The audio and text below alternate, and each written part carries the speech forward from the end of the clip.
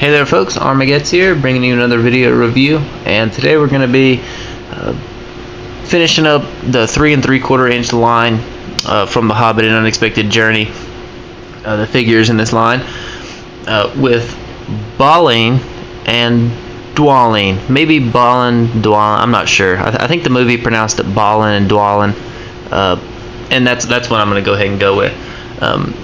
These, of course, are two more dwarves in the company of 13 dwarves, and just like Keely and Feely, they get a little more screen time than the others. They have a few more lines, and you can tell there's really about 5 dwarfs there that kind of we've gotten 5 dwarf figures in the 3 3/4 inch line, so, and they're kind of the main dwarves in there.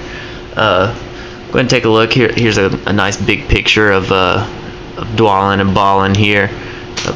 Figures in the line. If you haven't checked out these reviews, go ahead and check them out. Keely, Feely, Bilbo, and Gollum, and Legolas and Tauriel. Again, great pictures of the actual screen actors here. They did a really good job. Again, love the boxes. Bridge Direct has done a great job with these figures. As for the read-ups, just like with most of the other 2-packs, I'm going to just go ahead and let it focus there, and you guys can pause that and read it. But I'll go ahead and give a description of kind of who these guys are from what I got from the movie. We'll go ahead and start with Balin, who is one of the oldest members. It says that he's kind of a dwarf lord in his own right.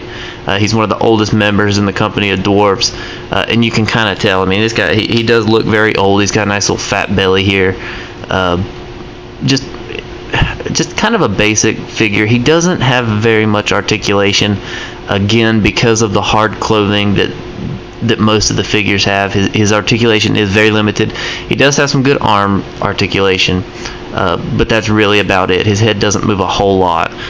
So, but also, just like all the other figures, great amount of detail going into this. You can see he's wearing some kind of robes. Very good molded in detail here at the bottom. Again, I love his big beard he's got, just all throughout. He's got these nice little helmets, look like cowboy boots, but he's wearing them, and they do make him very stable. He doesn't have a problem with stability. As for his accessories, he comes with a tiny little dagger here, which may be a sword for a dwarf, I'm not sure, but I know it's not going to pick that up really good, but a lot of really good molded detail here in this dagger. And then he also comes with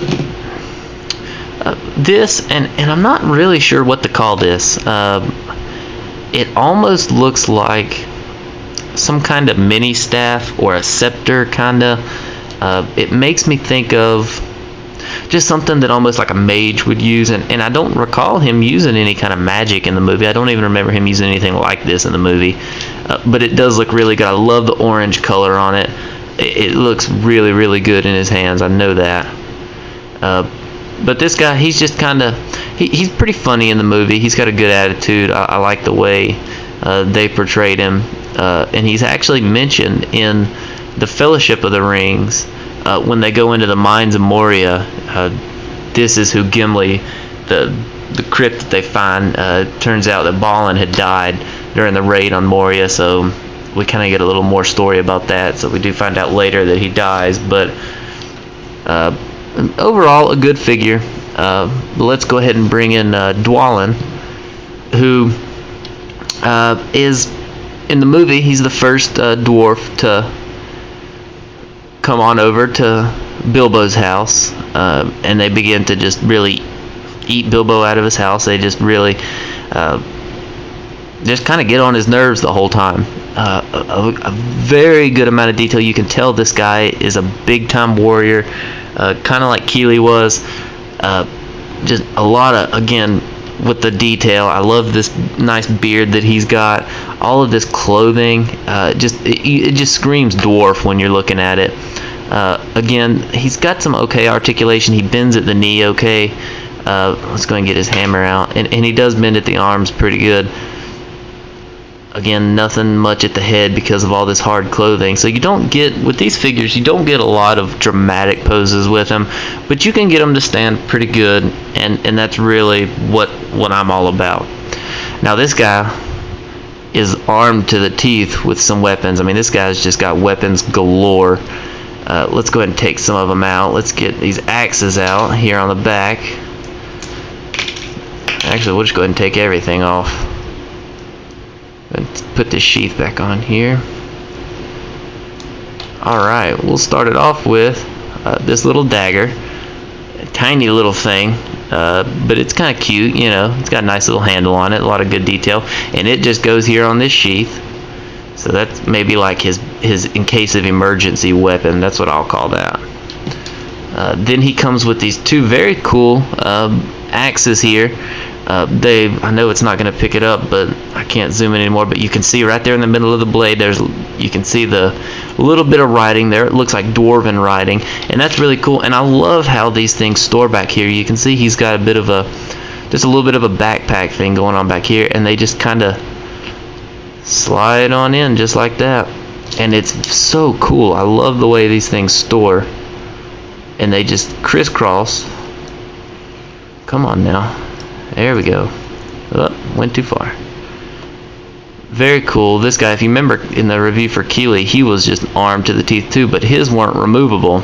So it's very cool that they added some removable stuff with Dwalin here. And then the big boy. We got this giant dwarven hammer. Again, a lot of detail, molded in detail here. This thing is huge. It is bendy, but it's actually a little tougher than some of the other ones are.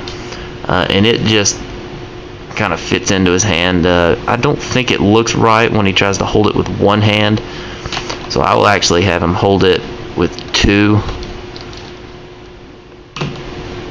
Just, well, and it's a little bit difficult because his arms don't move very good back and forth like that, but you just mess with it a minute and you can get him holding this thing pretty good. That's it. I'm not even going to worry about that. Now, one thing I did forget to mention, I'm going to take that off, is if you look here on his arms, you can see one right here, a couple over here. This guy's got scars all over his body. So, again, very nice detail going just all throughout these figures. So, this will finish up the 3 3/4 inch line. So, be looking for the 6 inch line starting probably sometime next week. I'm also going to be finishing up the Turtles review. So